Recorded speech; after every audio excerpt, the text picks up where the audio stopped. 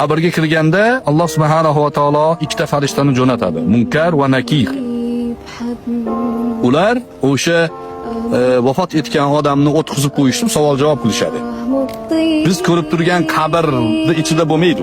Lekin barzakh olamida xuddi shunaqa qabr holatida savol-javob bo'ladi. Shaklini bilmaymiz, lekin Rasulullohdan kelgan hadis shu. O'tkazib qo'yib, jon unga qaytib kiradi, savol-javob qiladi farishtalar.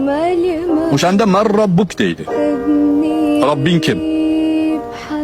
Siz Robbim Alloh desangiz, birinchi imtihondan o'tdingiz.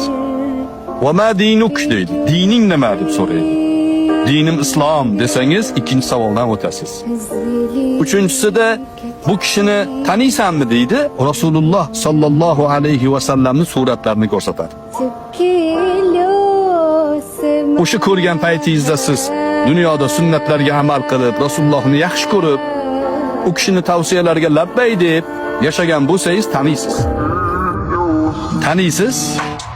Va o'sha zahoti bu kishi Muhammad alayhissalatu vassalom bizga risolat olib kelganlar, oxirgacha yetkazganlar, biz bu kishiga iymon keltirganmiz deysiz. Shu bilan qutuldingiz. Najot.